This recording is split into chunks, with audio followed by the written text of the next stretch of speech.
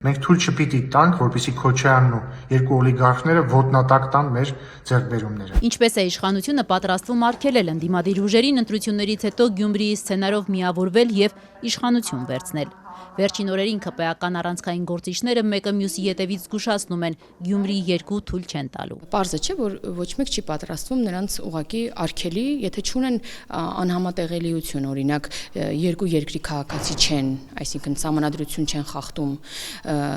եւ թեկնածուի բոլոր չափանիշներին համապատասխանում են, ապա կարող են լինել թեկնածու։ Հետևաբար նաեւ քաղաքացին կարող է գնալ եւ ընտրել։ ԿՊ-ից վստահեցնում են քաղաքացիներին բացատրելով, լուսավորելով են փորձելու կանխել Գյումրիի երկու սցենարի կրկնությունը, ցույց տալով, որ նախկինները կրկին փորձում են իշխանության գալ։ Պարոն Թաթոյանի մասին, այո, Կարապետյանների ընտանիքի մասին, նրանք ամբողջությամբ ներծծված են եղել նախկին իշխանության մեջ։ Ֆրակցիայի հանրապետական ֆրակցիայի ղեկավար է եղել, Սերժ Սարգսյանի աշխատակազմի ղեկավար է եղել, նրանց թիմում կարող եք տեսնել նախկին նախարարների,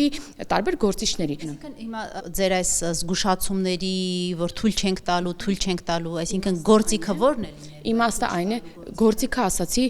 ասել քաղաքացուն, որ եթե իշխանության գալու հնարավորություն ունենան այն ուժերը, որոնք այսօր հավակնում են, այլընտրանքն են մեզ, նրանք բերել են իշխանության մի որևէ օլիգարխի, որտեղ հավակնողները որևէ օլիգարխներ են, եւ օլիգարխ օրինակ ասում են Գագիկ Ծառուկյանի թիմն ասում է Գագիկ Ծառուկյանը օլիգարխ չէ։ Իրոք որտեվ չունի իշխանություն եւ չի էլ հավակնում իշխանության։ Դա այլ մոլորակային է, ինչ է նշանակում Գագիկ Ծառուկյանը օլիգարխ չէ։ Հələ Գագիկ Ծառուկյանին հարցրեք, ինքը կասի, որ ինքը օլիգարխ է, կամ նրա հայտարարագիրը նայեք, նրա դղյակը տեսեք։ Չէ, մի րոպե էլի 2018-ին Նիկոլ Փաշինյանն էլ ասել, որ Գագիկ Ծառուկյանը օլիգարխ չէ։ Ես չգիտեմ դուք ինչ հայտարարությանն եք հողմանում եւ ինչ կոնտեքստում, ըստ ձեզ Գագիկ Ծառուկյանը, Սամվել Կարապետյանը, Ռոբերտ Քոչարյանը, նրանց մերձ շրջապատը, Վանեցյանը եւ այն մարդիկ, որոնք հավակնում են մասնակցել ընտրություններին, նրանք ուղղակի միջին վիճակագրական հայեր են։ Իրոք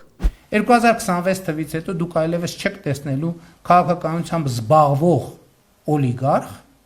չեք տեսնելու։ Չնայած Փաշինյանը խոստանում է 2026-ի ընտրություններից հետո լուծել քաղաքականությամբ զբաղվող օլիգարխների հարցը, սակայն 8 տարի առաջ 2018-ի հոկտեմբերին հենց Գագիկ Ծառուկյանի ներկայությամբ Փաշինյանը հայտարարում էր Հայաստանում այլևս օլիգարխներ չկան։ ԲՀԿ առաջնորդն այն ժամանակ վարչապետի համար ընդամենը խոշոր սեփականատեր էր։ Պարոն Ծառուկյանը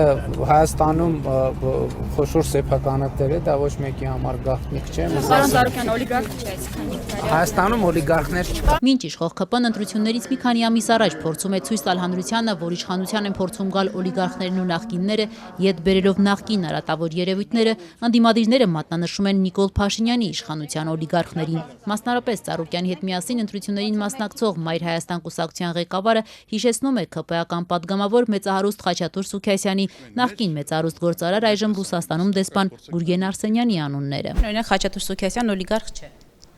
Կան գործարարներ եւ մենք չենք թաքցնում եւ պարոն Սուքիասյանը եւ իր ընտանիքը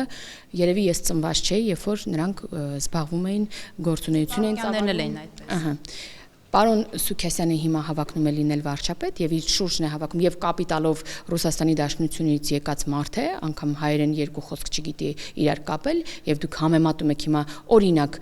արմատներով, շատ խորը արմատներով հենց Ռուսաստանի Դաշնության գործարարների հետ Պարոն Սուքիասյանին։ Ես ասում եմ նա օլիգարխ է, թե օլիգարխ չէ։ Ով նա։ Խաչատուր Սուքիասյանը եւ իր ընտանիքը մշտապես ունեցել են կարողություն, ես ուզում եմ խոսել այն մարդկանց մասին, որոնք հավակնում են երկրի կառավարում ստանձնել։ Մեր առաջին համար վարչապետը Նիկոլ Փաշինյանը օլիգարխ չէ եւ արմատներով ինչ որ երկրի մեջ չէ մխրճված։ Վանեցյանը ով է։